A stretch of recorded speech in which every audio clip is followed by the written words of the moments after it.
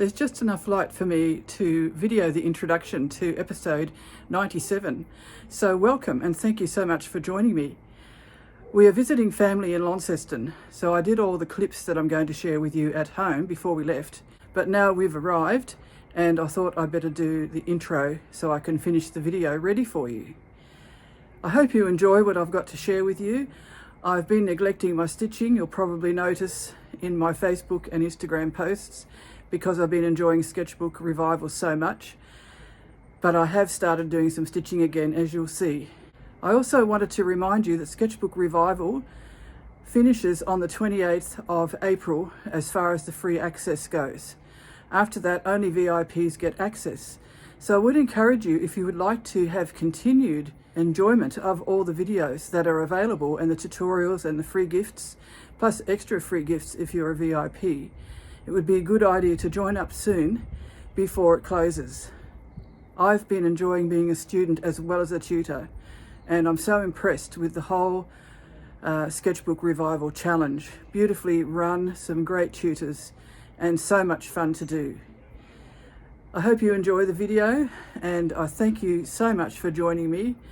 Thank you for all your lovely comments, and also I'll be updating you on the giveaway from a couple of weeks ago.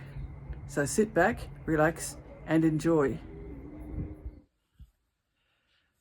I had a birthday recently, and I was given some beautiful flowers, one bouquet by my husband and one from a friend. And they were just beautiful and I really enjoyed them. But I also saved them to do some eco-printing. Some of the things I haven't really eco-printed with very much, but some of them I have. So I knew what some of the results would be like, but not all of them. I also did an iron blanket again. I haven't done very much eco-printing with iron blankets, and I want to develop my skills in that direction using a homemade iron mordant. I did 4 pieces of fabric, but I did them in 2 bundles, plus 1 piece of fabric just loose in the pot, so it would just take some colour without any eco-printing.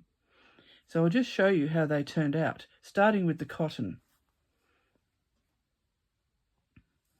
This is the piece of cotton that I just threw in the pot, and because there was iron in the iron blanket, which was this piece of cotton, and also the cans which had some rust on them in the water, it dyed a beautiful soft grey, and it's a little bit uneven, which I really like, because if you use it in a textile project, for example, for patchwork and quilting or for a piece of textile art, it actually gives you some interest if the colour isn't too even. You can see here there are some marks there where it must have touched a bundle or something. And I just think that makes it more interesting. So I'm actually making this available for sale as well as the other pieces at the end of this video, because it makes a good contrast with some of the more complex surface designs that happen on the eco-printed cloth. The iron blanket itself was placed face down on some leaves on a piece of wool and onion skins, and then I scattered a whole lot of rose petals over this. I think I did put some on the other side too, on top of the wool. And the petals and the onion skins really made an interesting design on the cotton fabric. As I mentioned, this was dipped in some homemade iron mordant solution. I make that from rusty pieces and vinegar. And then it was laid on top of the leaves and the piece of wool, and then more material placed on top, and then the whole thing rolled up as one bundle. It really gives you some of the rose petal colour. The petals were actually red, but with the iron they've printed in this lovely purpley grey colour, and we have the faint outlines of the orange from the onion skins. They're actually complementary colours on the colour wheel. So that's really an interesting result.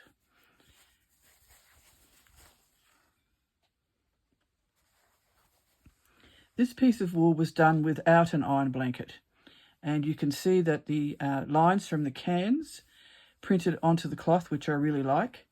And then we have the different materials that I used. The bouquet from Ian, my husband, had eucalyptus leaves in it and dahlias. And this print here is from a red dahlia. Normally when I use dahlias, which I haven't used all that often, they print yellow. But I think because there was iron in the mix, even though not directly in contact with this, it brought out the red. And then we've got the centre there, which is a yellow. And I really love that. I don't think any of the other dahlias that I used printed. I'm not really sure why. If you can spot them, let me know, but I haven't been able to see them. But I'm really happy with that print from the red dahlia. I think that was a lovely surprise. When I turn it over, we have the string lines and a different kind of design because I don't know that I put any dahlias on this side. We do have the onion skins and the eucalyptus, which didn't print orange, so it's not the variety that prints orange. But it still made really nice prints. And then onion skins again, eucalyptus. And the dahlia also printed on this side. So there's another one. I hadn't seen that. What a lovely surprise. That was also a red one. Mostly they were red and white. I think there was an orange and a yellow one as well. But it looks like the red ones printed the best. So that's something to remember for the future with iron. Not an iron blanket necessarily, but just with iron in the mix. This is the other piece of wool that I did that had the iron blanket on it. And you can see that there are rose petals here, onion skins, and you can see the eucalyptus leaves too. Here they are. I can't really see any dahlia prints, although this could be a faint one here.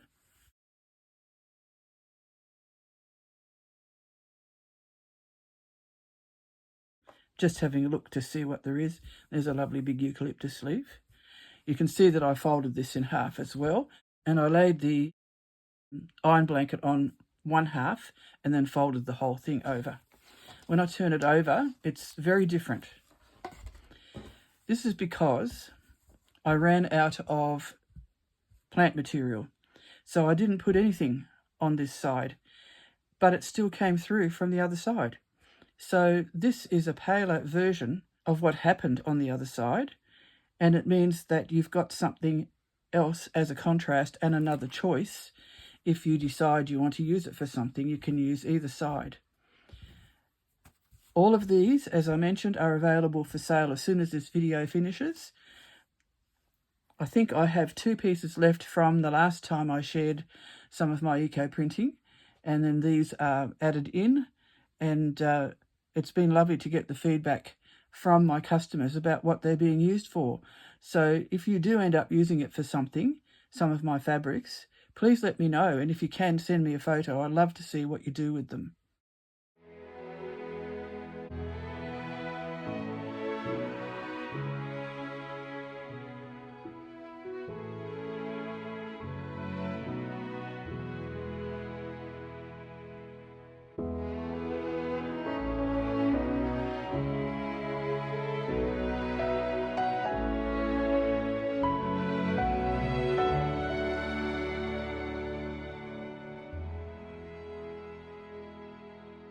I mentioned that I've been spending a lot of time doing the exercises in Sketchbook Revival, and I've narrowed down my materials to a few less items than what I thought I might use.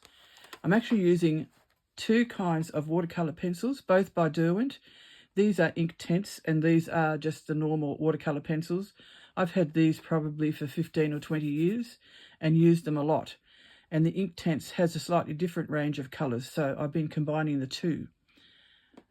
I've also changed the pen that I'm using for the drawing because the other one I was using was not waterproof.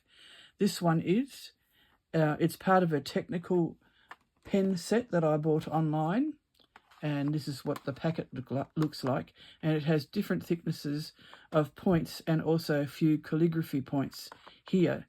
So these are not the most expensive materials to buy. I think the Inktense was probably a little bit more expensive, but I don't want to, spend a huge amount, as probably many of you don't either. These oil pastels I've had for many years, and I've used them a lot in the past, but I haven't done much drawing in the last, I don't know, 12 years maybe. So it's been really good to reawaken that in some of the work that I've been doing. The brush I've been mainly using is this one, so it's not a very large size.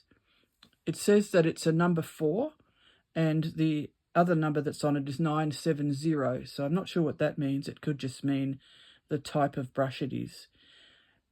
This one I've had for a very, very long time, and if you look after your brushes, they do last a long time. I have become so interested in watercolour since Sketchbook Revival started that I've ordered myself a watercolour paint set.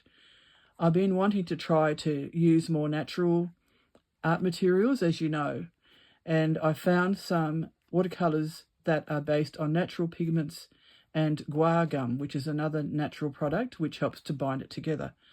So when that arrives, I'll share that with you and I'll do some experimenting with it. I'll just briefly show you what I've done over the past week. I did share some things last time, and I've done quite a lot more. That was one I shared last time, and so was that. I've had to put some baking paper in between some of the pages because some of them were smudging. This one is an interesting exercise. This was where you used an actual number to create a design. So I actually used the number 7 to create this design, and then I coloured it in with my soluble coloured pencils and then activated the colours with water. It's very bright, and I really like the design. It's not perfectly symmetrical, which was part of the joy of it because I like things that are not too symmetrical. This was a real delight to do. It was based on memory, and the tutor runs a channel called Sketchbook School. School spelled S-K-O-O-L. He's been through some stuff, and he shared some of that in the drawing example that he did, and also in the free download. He's offered a free download of a full journal that he made during a difficult time. Really, really interesting way to approach life events and also journaling. He often combines drawing with text. So you're not only writing in your journal, you're drawing in your journal too. The memory that came to mind while I was watching the tutorial was a fancy dress night we had in the youth group I was going to when I was about 16. And I actually made a dress for it. I wanted to go as a hippie. So I plaited my hair. It was quite long. I wore a headband and earrings. I made a dress from some tie-dyed fabric, which was just commercial dyes at that time. And this long line jacket was my mother's. She used to wear it for evening wear over a beautiful brocade skirt in a burgundy colour. It had some sparkly threads on it. I always thought it was beautiful.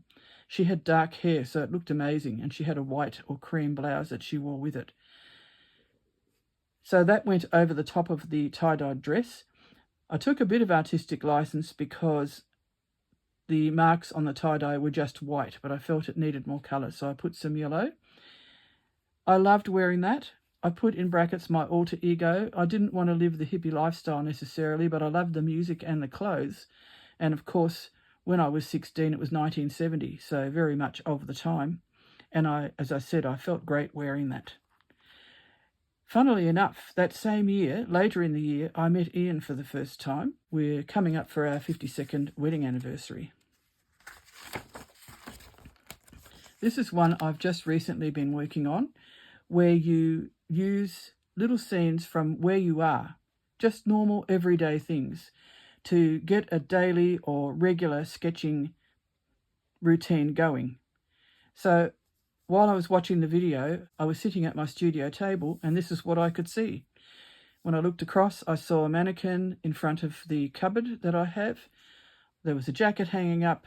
On top of the cupboard, I've got a crock pot with sticks in it, a little flag that was made by a friend that's eco-printed, and a beautiful little flower made by another friend from tea bags. And there's a basket with a lid behind it. And when I looked up, there was the light fitting, which is a kind of a brass wire light fitting, and it throws shadows on the ceiling when it's on. Just very simple drawings, and it just takes the anxiety out of it because you're not trying to represent anything, you're just recording.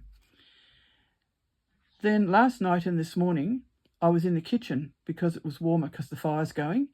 So I just sat down at the kitchen table and did some other things. We've got 2 large vintage bowls on the table. They're pottery in a greyish colour. So I may colour these, I'm not sure. I quite like them in black and white. On another little table near the window, I've got these pottery bottles. This was made by a friend years ago. These are vintage ginger bottles. A lovely big crock pot that I found in a charity shop last year, and a teapot and sugar bowl that I actually won at a film night a few years ago. And there's a platter behind there. It's a Clarice Cliff platter sitting on a shelf that Ian built. So that was just fun, and I'm going to continue doing that, I think.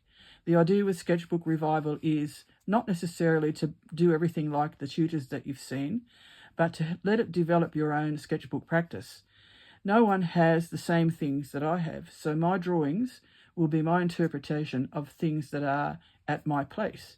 So they will be my individual artworks, even though I have learned from a tutor.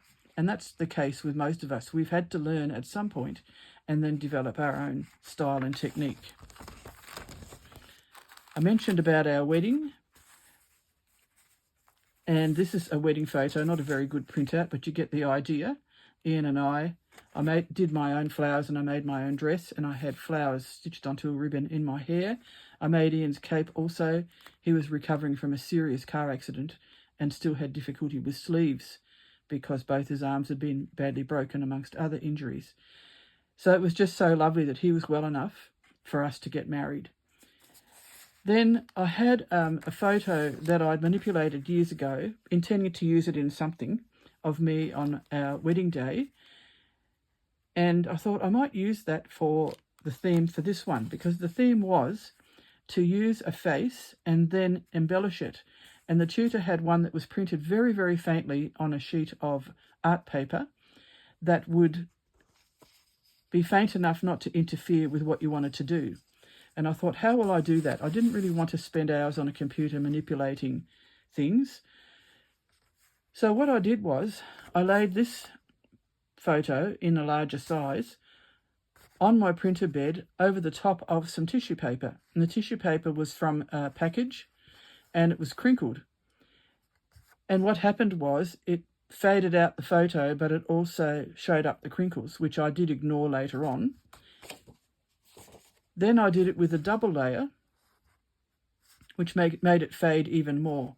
And that's what I ended up using this for. So this is actually underneath all this colour and line. And again, I used my soluble pencils to do this, plus the art pen. And it was really fun to make patterns, use the lines following what was in the photo.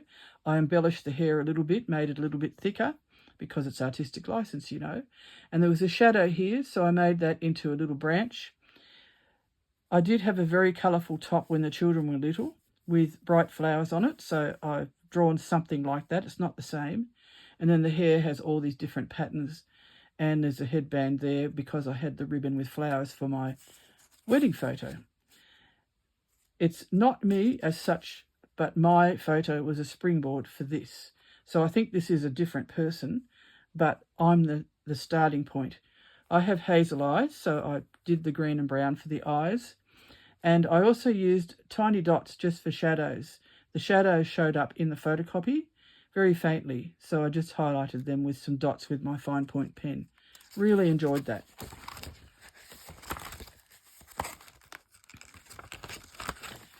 This was an interesting exercise. This one, you had to crinkle up a piece of paper and then use the creases as inspiration.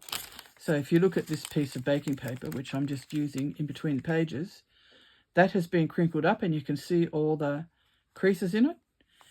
Depending how tightly you crease it or crumple it, you get more or less lines. So I didn't crumple it too much because I didn't want to have it too complicated. And it ended up that I could make it look a little bit like a flower. It didn't have to look like anything, so it's still quite abstract. I also added some line drawing, which wasn't in the tutorial because I just felt it needed it. And I added some leaves and some dots, which I often use. One of the things that was recommended was to use these lines, so I did that in various places. And it was so much fun to do, and I'm thinking that I might do this with my granddaughter when we see her in the next few days. I've done a bit more to one of the collages. So this was cut up painted paper, this piece and this half circle. And then I've worked on it with a thicker art liner pen and some thin lines also, and some of my soluble colouring pencils. I don't think that's finished, but I'm not sure what to do next. This one I haven't done yet. I haven't done those. Those are the ones I showed you last time. These have pastel in them as well, so I may add pastel to the one that I'm working on. And those two I haven't worked on. Yesterday, the exercise that I did was about drawing fruit, drawing and painting fruit, but not doing it from life, doing it from memory. I added in some more fruits compared to what was in the tutorial and used my own coloured pencils. The tutor used gouache, which I don't have. So it's really good because the tutorials, even if you don't have the materials that the tutor recommends, you can actually just vary it with what you have. It was interesting trying to make the yellows different on this page and trying to make the reds a bit different depending on the fruit. So I combined different colours. Here I've got red and green, but I've also added pink and a bit of purple. And when you activate it with water, with that little brush I showed you, it kind of blends together. This one has orange, yellow and red in it. This has a similar combination to this one. I think I added some brown to this one as well. This one more purple.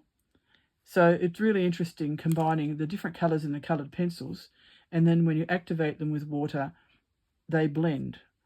I love using the lines. We weren't shown that in the tutorial, but I added the lines with my pen because I really like that effect. So I think that might be more to do with how I'm going to be continuing my sketchbook in the future.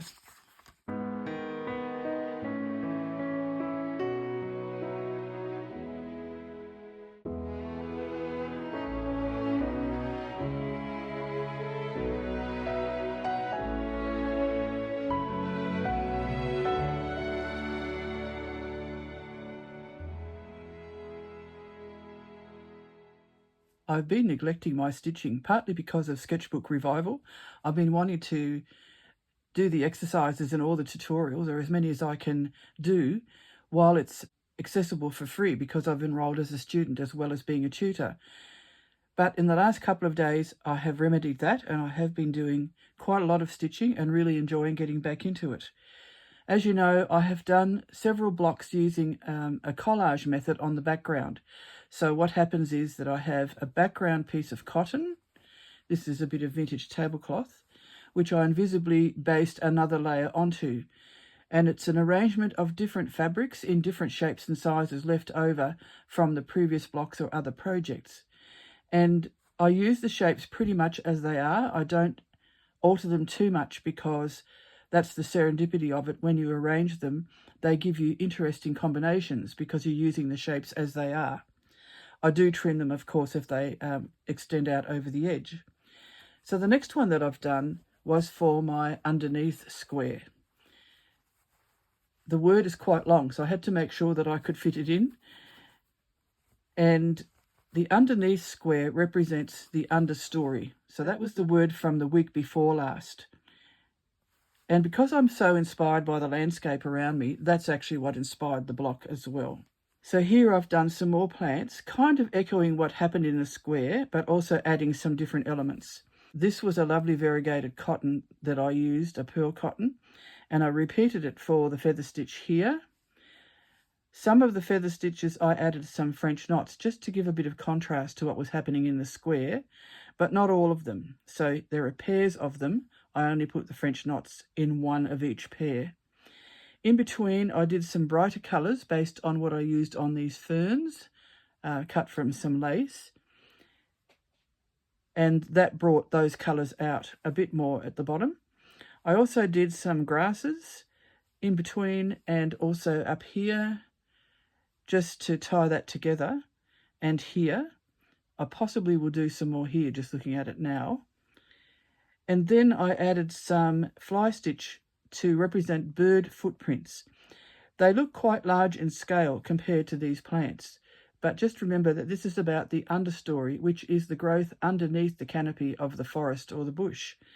So some of the birds that rummage around in that understory or undergrowth are quite big compared to the tiny little plants that are growing there. The wildflowers in Tasmania are mostly very tiny, and you have to look closely to see them. So that's why I've scaled up the bird footprints. I also put some little French knots in white or cream just to coordinate with these up here. And I was thinking they could be birds, but they could also be butterflies. And I added another piece of cotton in this part because it just seemed to need it. And then I repeated the bird prints from here to here and the French knots, just again to draw your eye over the work. When I did all that, I just felt like it needed something more. And I found this lovely piece of rusty orange coloured wool, and I ended up couching that on the top. I used the same pearl cotton as I used for these feather stitches because I wanted it to show up but not to contrast too much. Really enjoying doing this process. So I have a feeling that most of the squares are going to end up like this. I have done some stars and some log cabins and some different collaged ones as well.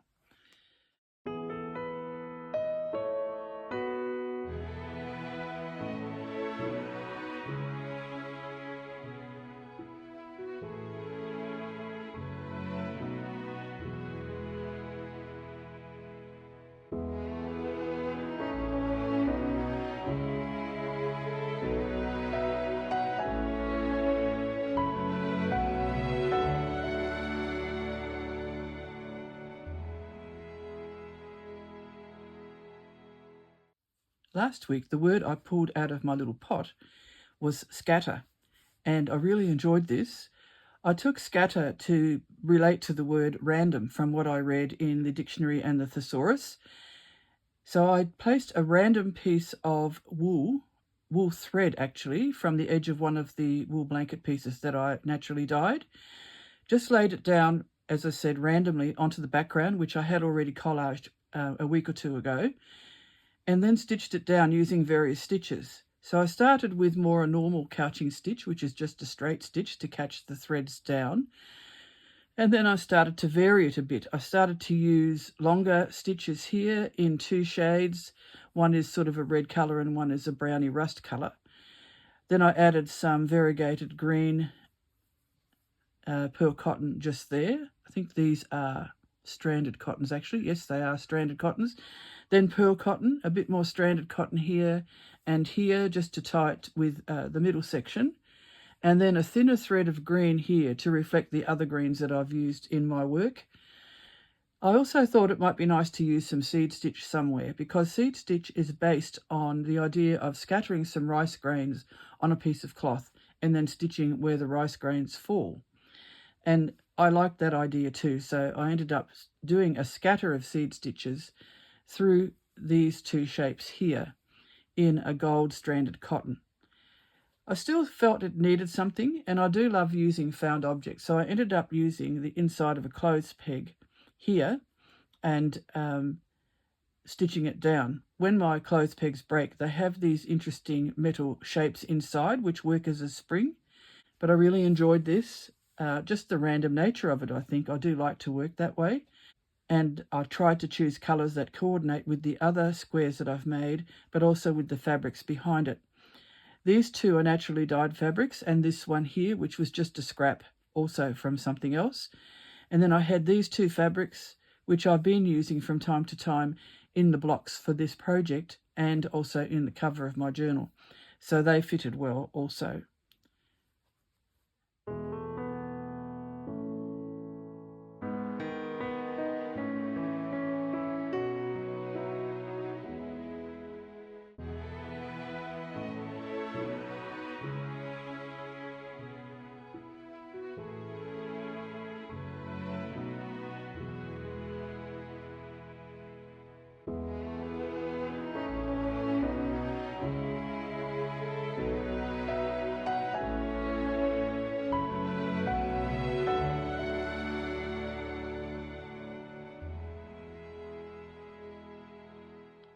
Now I'm going to draw out the word for this week, which is week 17. So I'd lift the lid, rummage the papers around a little bit, and then pick one out. Try not to get more than one. I think that's right. And we'll turn it over. Oh, that's good. This is called surprise. So what does that make you think of? Could be like a surprise birthday party or a surprise trip somewhere. Maybe a surprise gift or a surprise bunch of flowers. It could just be a face expressing surprise. So I think there's a few options for this, and I hope you enjoy interpreting this in your own unique way.